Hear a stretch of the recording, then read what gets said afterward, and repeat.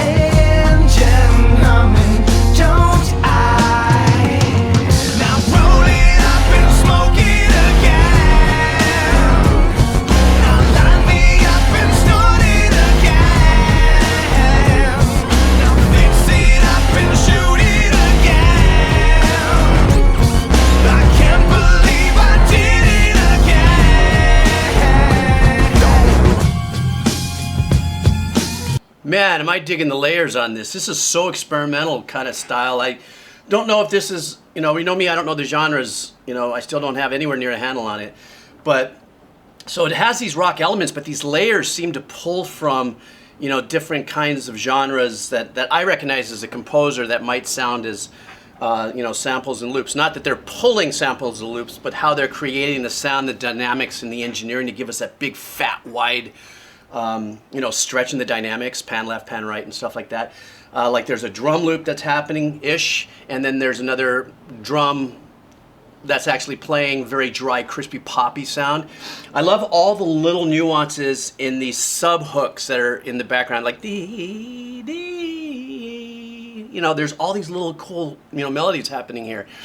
And the sound of the voice is sick. So I'm just, right now, I just wanted to stop and just say I'm really just glowing right now on the fact that this has got like a nice little drive, like a punchy drive. I'm waiting for guitars to come battling in, but I just wanted to kind of punch up the level of my thoughts of the heaviness of the layers that are going on there. Very unique little things going on. For a second I thought, wow, is this the school of Trent Reznor or something? It's not one took from the other or anything like that. I'm just saying, is this that, you know, super next level creative push, you know, production to the limits kind of thing? All right, let me go back a bit. Here we go.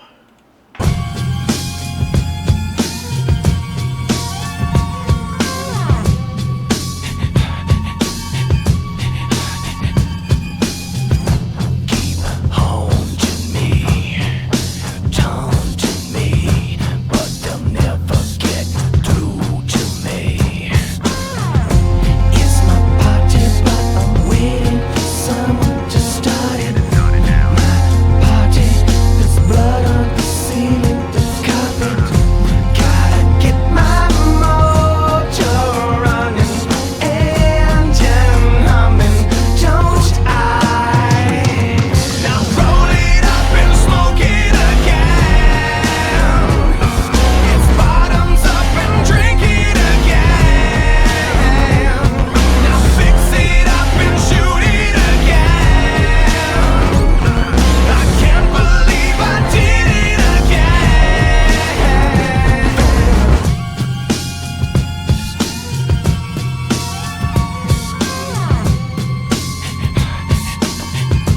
see, that's really super cool. Those long, synth notes that are being held out, because of my very limited exposure to, the record industry and music and stuff, I pull from a little bit. It's got, that hip hop use of those kind of things, like a Snoop Dogg kind of vibe with those really thin synth sounds that are holding those lines and stuff. And considering that it does have this kind of a hip hop flavor to the, and once again, I'm nowhere near, an experienced person with that, but just with the loopiness of the tracks and everything like that. But I love all the other subtle vocal things that are happening in the background. The way it even opened up with some kind of percussive, and the way it was affected and stuff like that. But this whole thing is just like, take the big fat hit, chew the gummy, roll up on this one, and glide for it. So let me go back and let's get finished on this. I'm reading the signs. It makes me wonder why they're getting through to me. Gotta get my mojo running, engine humming, don't I? Gotta get my mojo running, engine humming, don't I? Now roll it up and smoke it again. It's bottoms up and drink it again. Now fix it up and shoot it again. I can't believe I did it again.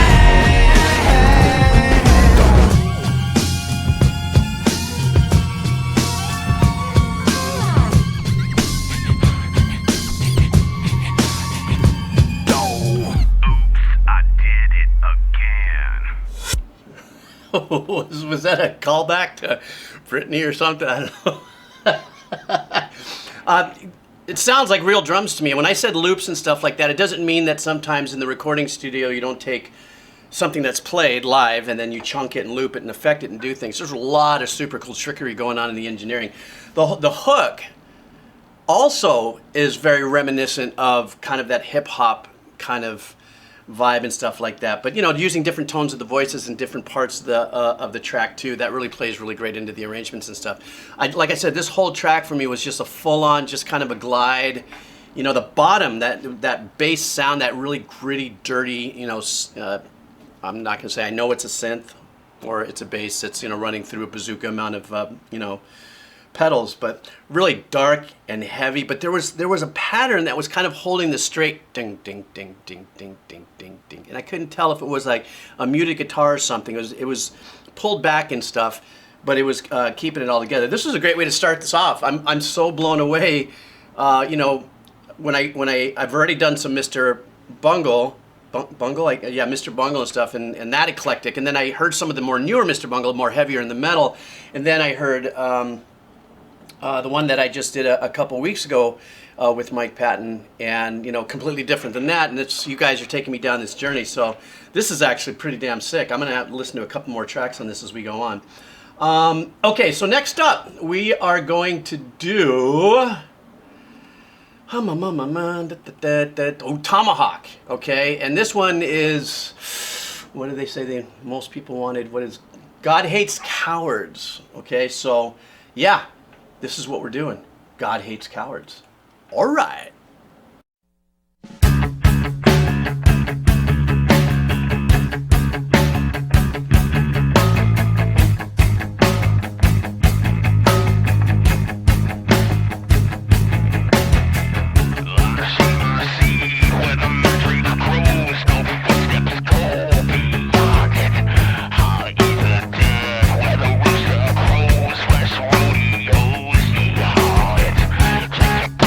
Yeah.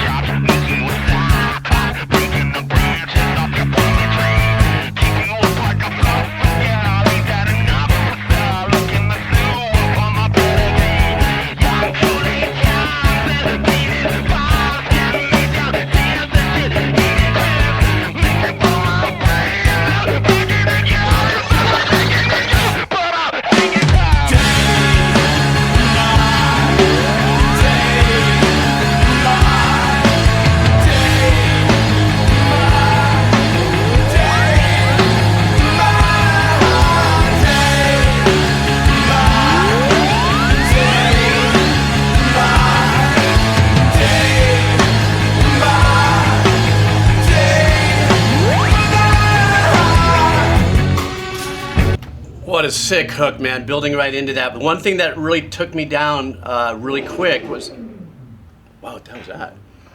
Somebody clearing out their throat on their little beanie bike out there.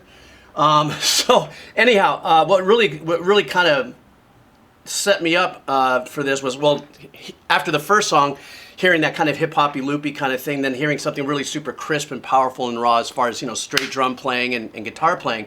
But what I loved was the bass is holding down the eighth notes, dun, dun, dun, dun, dun, dun, dun, but the guitar, dun, dun, dun, dun, dun, dun, dun, and that following the kick. So the kick and the accents of the guitar with the muted part of the track, I was really kind of glamming with, because I loved how the bass, usually the bass will follow the kick as well. And it actually does land on those dat, dat. If the bass player is playing dat, dat, dat, dat, dat, dat, dat, dat, dat, or dat, dat, you know, so it does. But I like how the muted guitar was really working with the kick on this. Then when the chords came in between the mutes, that was a really super cool choice of voicings. In that da, da, da, da, da, da, the third chord was really unique and trippy and stuff. The vocals sound great, totally different than the first track, so I'm going to glow a little bit on the vocals. But once it blew up into the hook, that was really fat. That was super bold and stuff like that. So let me go back a little bit, and then I'll talk a little more about his vocals.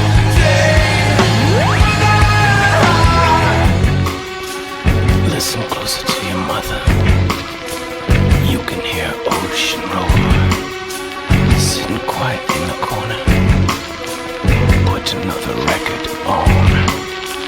God hates a coward, sonny. Cut a date with your VCR. Watch another action movie. Dream of me. On the only piano that broke a fucking chair to see the go with your eyeballs. Whack him up. Make a meal of your asshole. On your fat. Those two in your heart and mouth vinegar. Let the millions of players just like it when they were laying yourself. Come on the bed. And if you want to be red, the grave. The kill. Where I burn it up.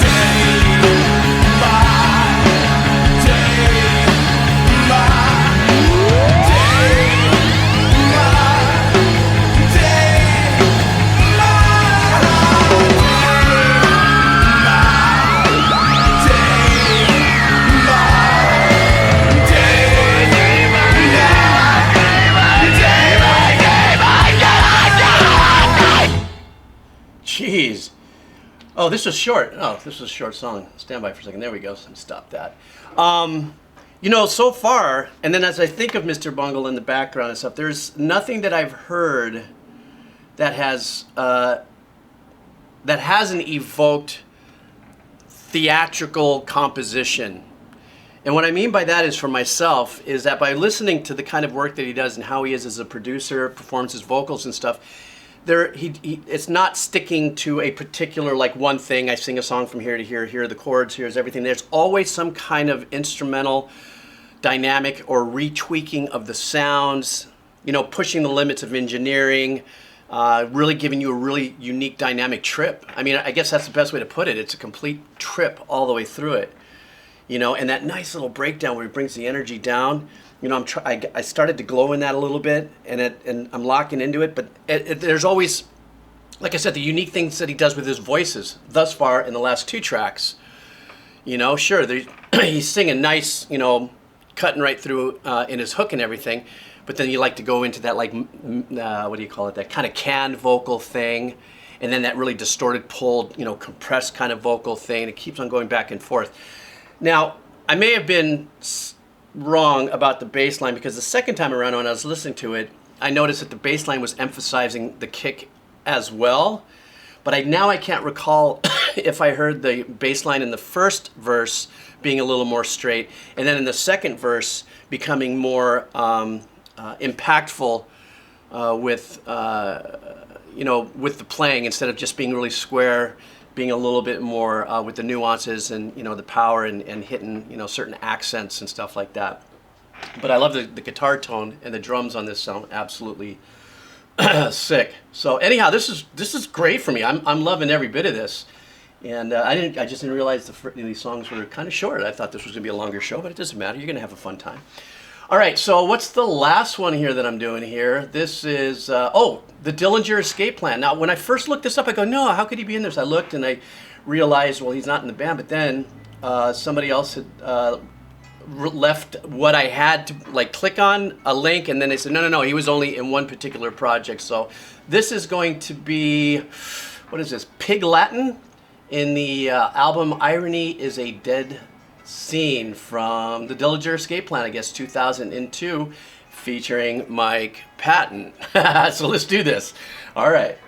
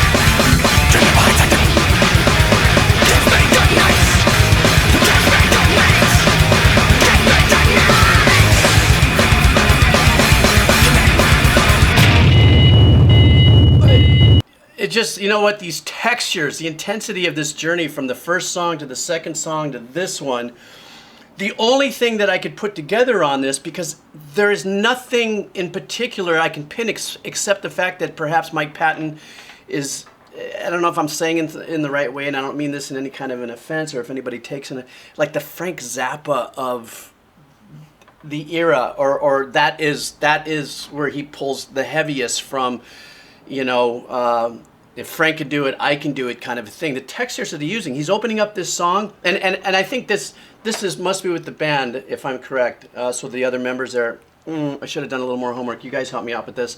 But you know, there was a triangle going there holding the rhythm. There's congas going on there. You know, it had a completely different kind of vibe, but I kind of sensed that something was going to change. And then it goes into this full metal punk, just like what I'm used to hearing on the channel a little more, and it's just a whole different experience for me. And I think that's what I love about what everybody was telling me about Mike Patton. He goes, dude, you have no idea the hornet's nest you just kicked over of of what it is that, you know, Mike Patton is all about. I will probably say that you have to have probably a unique palette, if you would, you know, sonic palette, if you're, you know, that long form Mike Patton kind of fan. But this is just absolutely crazy because each one of these were a completely different journey. I feel like I'm closing this out yet, and I haven't even finished listening to the track, but this is just madness.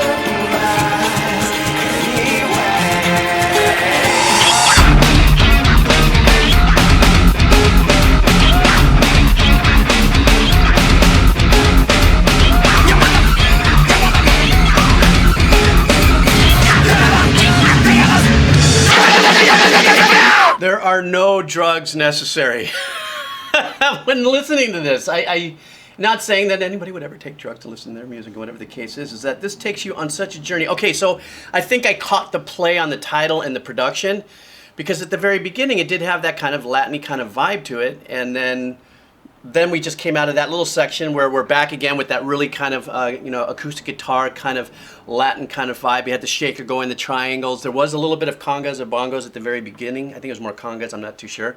I was just overwhelmed with the arrangements. First time listen and trying to soak all this stuff in.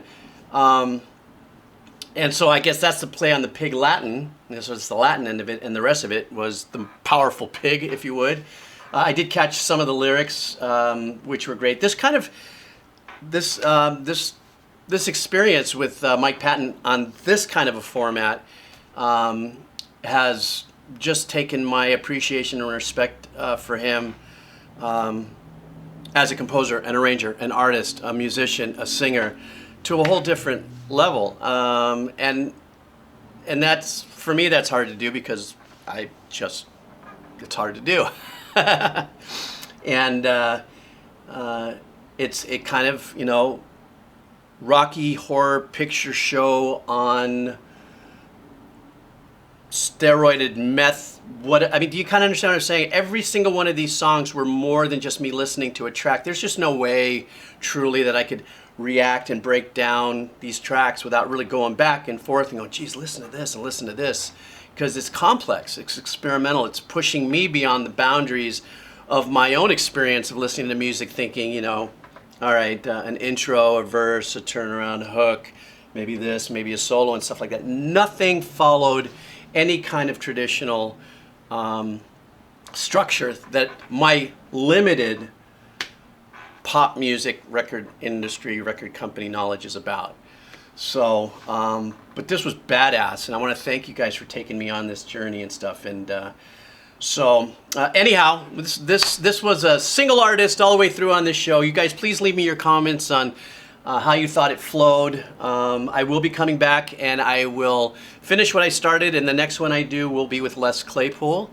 And I do have that big list you guys left me. I want to thank you guys for hanging out. I didn't quite drink all of my coffee, but if you like what I do here and you want to support the channel, all the links are below for the cup of coffee, or you want to know what kind of headsets I'm wearing, the AKG 240s, or maybe you want to check out the Patreon. Some people don't want to buy coffee. You want a little something for your money, you go to Patreon, you see all the work that I've done there. Maybe there's some things that you jump in for like a month and hang out, and then you can bail. So anyhow, thank you guys so much for the opportunity, right? Because you guys are suggesting it. I would have never, ever, ever on my own gone through any of this. So thank you guys. Take care.